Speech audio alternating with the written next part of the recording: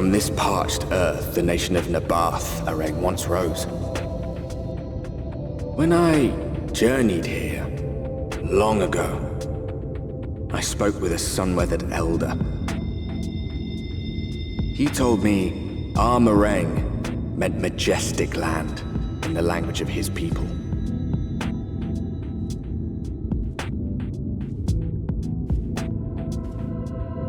And so it might still be, were it not for the light's unrelenting onslaught.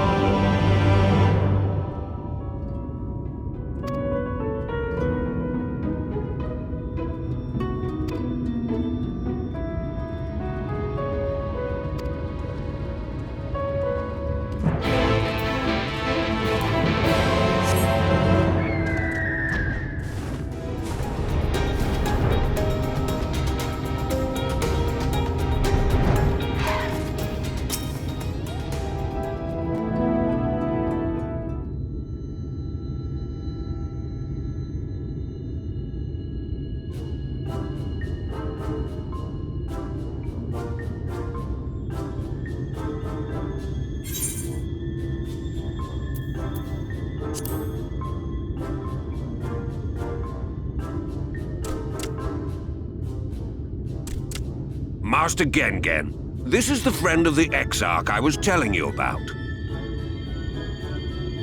Very good, very good. Though friend or no, all are welcome in Maud Souk. Souk is Mordish for city. As things stand, this souk boasts the largest and busiest marketplace in all Armorang. You'll find ore from the mines here, of course, but all manner of other things too, many of them rare. As I told you before, not many visit Armorang by choice, but Maud Souk's a different story. Merchants come from miles around to purchase the relics the Maud dig up. Aye, that they do. For Maud do not dismiss the spoils of the earth. We clean them and polish them and reveal to the world their true value.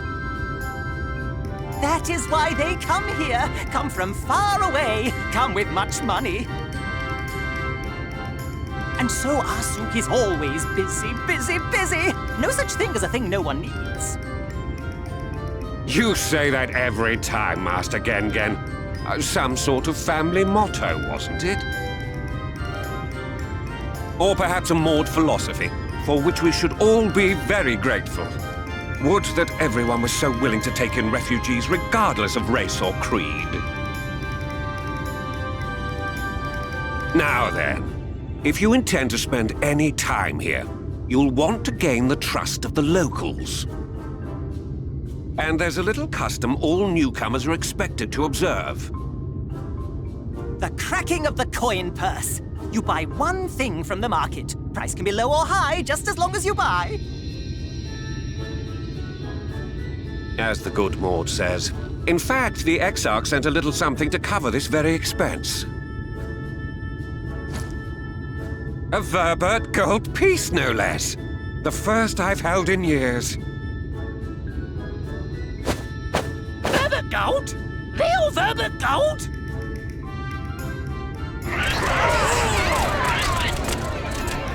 Here, newcomer! Crack your coin purse with me!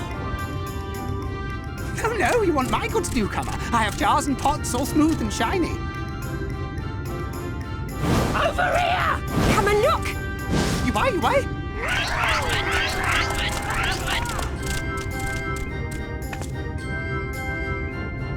Enough of that! Calm, I say! This one must still journey through the barrens. Nothing bulky, nothing heavy, no pots. Nothing better for the road than a full belly. Spend that piece at Ronron's place, yes? Eat for 3 before you leave.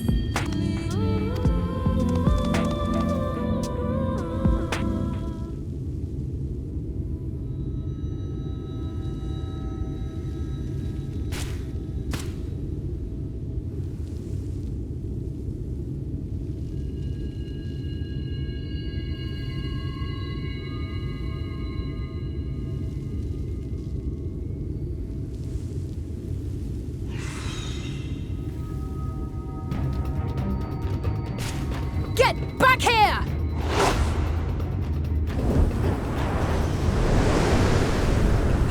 Is that... It can't be.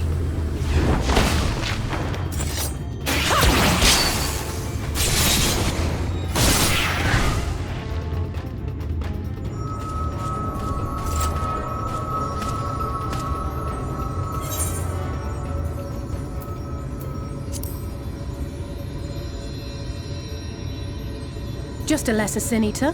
Nothing to write home about. I knew you'd turn up sooner or later, but I had been hoping for sooner.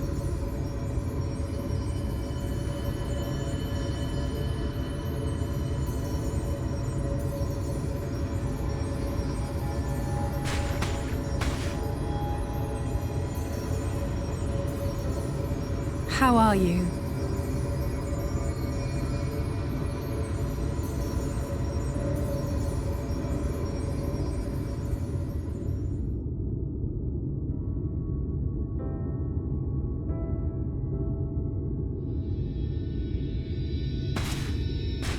We fought them to a standstill, then?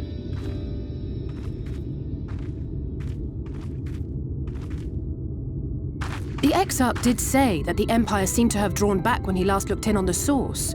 But without knowing for sure how fast time was passing there, I couldn't help worrying that a lot might have happened since then. I'm heartily relieved to hear that it hasn't, just as Alphino must have been. As you can imagine, both he and Urianger were desperate to hear the news from home when I arrived. I haven't actually seen Thancred and Y'shtola yet, but they will have heard all the latest developments from the Exarch by now, or should have at least.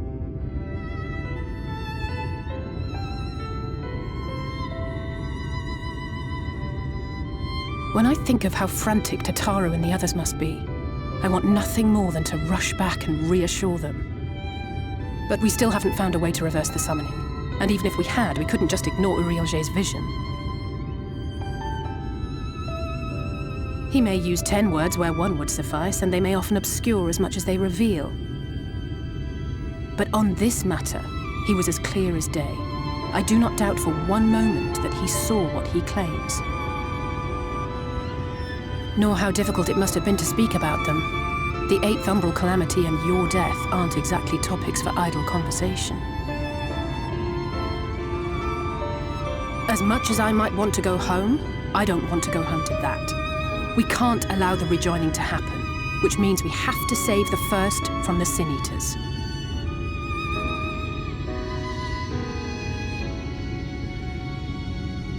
That great wall of white is a remnant of the Flood.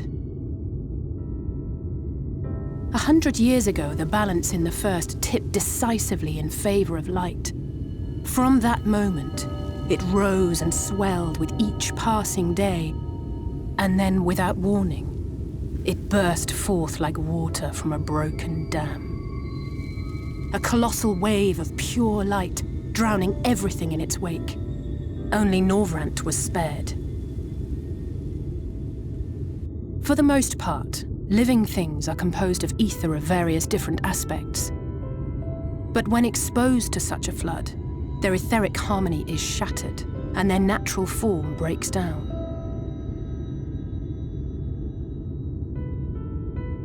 Then they either perish, or are warped into mindless abominations.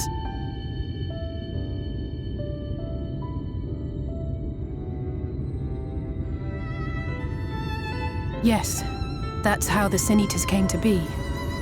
They were once living creatures, or people, that were caught in the path of the Flood. Once the change is wrought, there is no going back. In that instant, they are gripped by an insatiable appetite for ether, and will happily gorge themselves on any living thing within reach. But even that is not the worst of it. The stronger Sin Eaters can plant light in us, like seeds in soil, corrupting our ether, and triggering the birth of new monstrosities. They are creatures of base instinct, that exist only to feed and to multiply. They feel no pity, know no remorse, and are utterly deaf to reason. Which is why they must be destroyed. Every last one of them. The infirmary is full of the Sin Eater's victims, left here to spend their final hours waiting for the change to overtake them.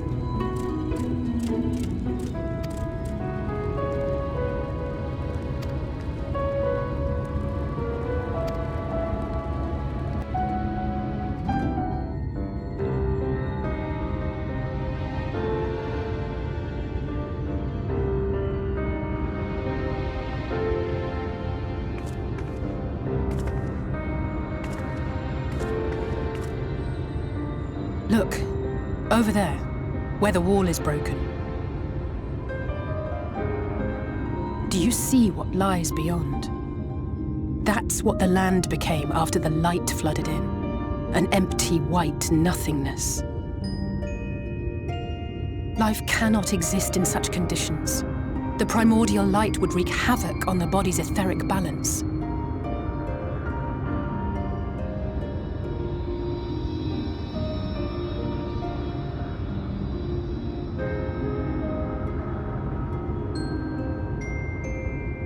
That nectarine you bought, it's Halric's favorite fruit.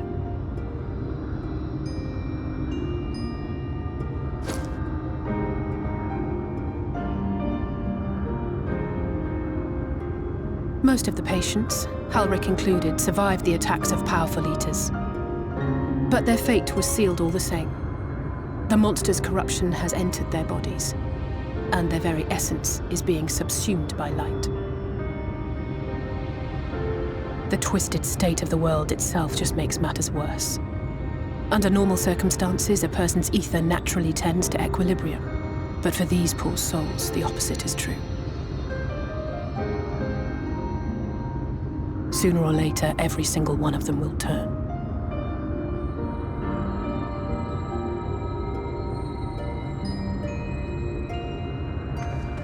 Tesleen and the patients, they all know this.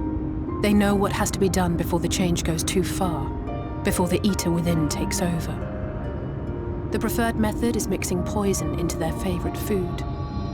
In my time here, I've borne witness to a lot of last meals.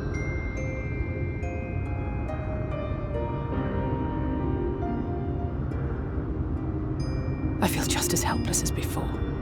No matter how hard I fight, it's never enough.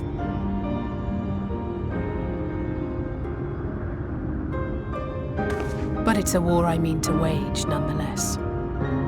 Speaking of wars, do you remember how I made you promise not to leave me and then promptly collapsed? Well, let's just say I had a few choice words for the Exarch concerning the timing of his summons.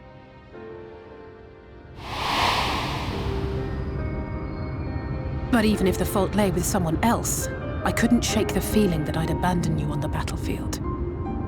So I swore that I'd make up for my absence there by making a difference here. And that's what keeps me moving forward, even when things seem hopeless.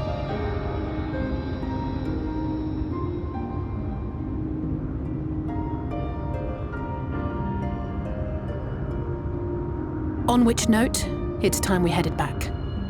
The longer we keep Tesleen waiting, the harder this will be for her.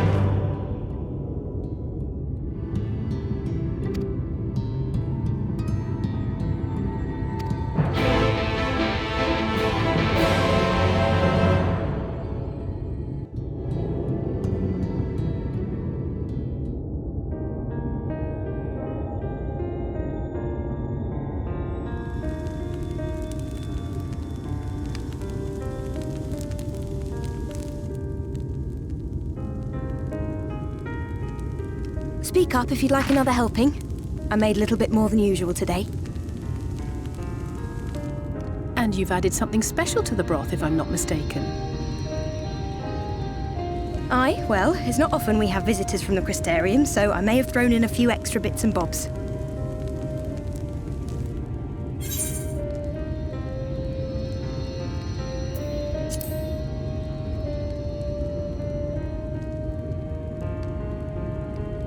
That's what I like to hear. Give me a moment to warm up the pot.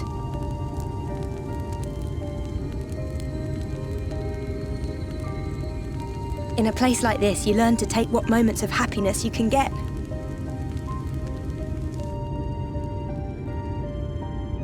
I remember when I first came here with my mother. She was showing the early signs.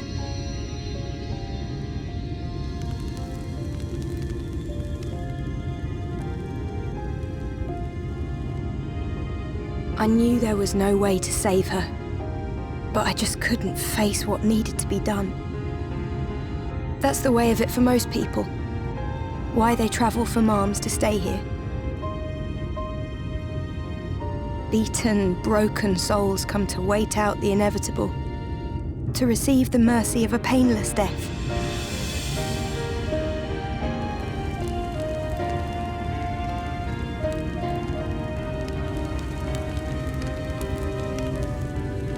When my mother finally left this world, I was mad with grief, but also thankful that her passing was a peaceful one.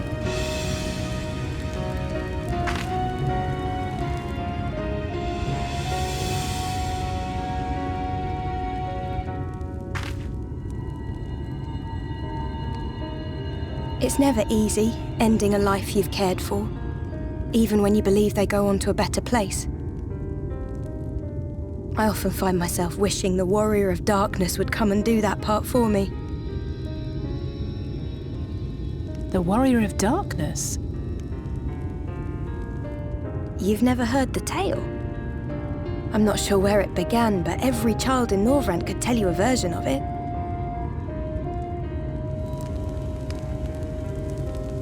Warrior of Darkness, servant of death, take care of our souls at our dying breath.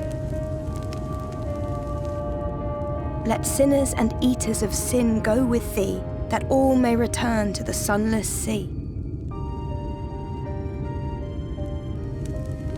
Well, that's the version I was taught anyway. It's just an old bedtime story. He's certainly never deigned to visit us here. Which is a good thing, surely. He sounds rather ominous. Do you think so? I always liked the idea that he treated every soul the same, even the Sin Eaters.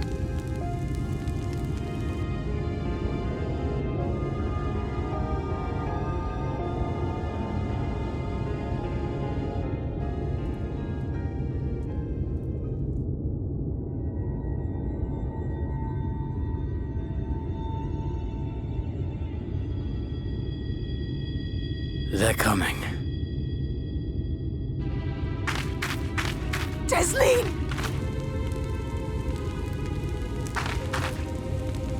Have you seen Halric?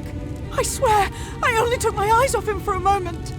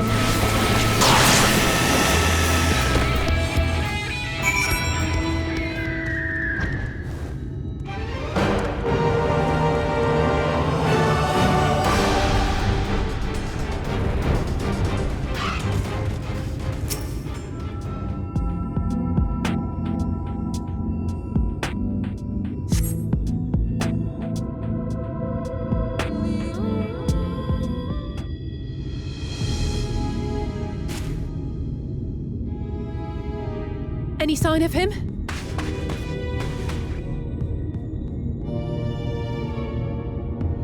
No luck then. But he surely can't have gone far.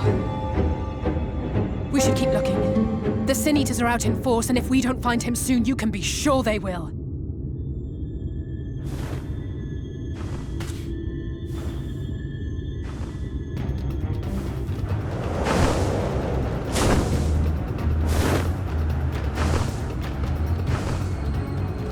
Did you see the size of that thing? It must be one of the nasty ones. Wherever it's going, it can only mean trouble. After it!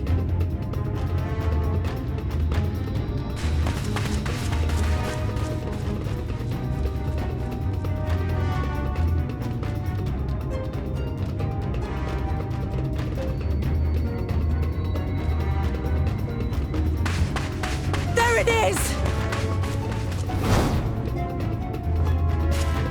Is that... Oh no!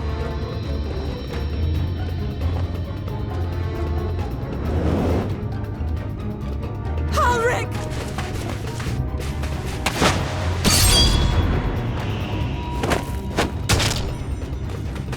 We have to run!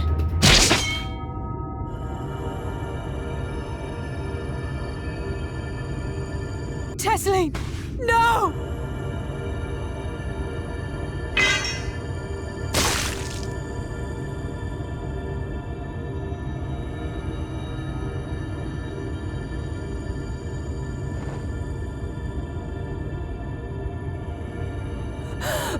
We all deserve happiness, wherever we can find it.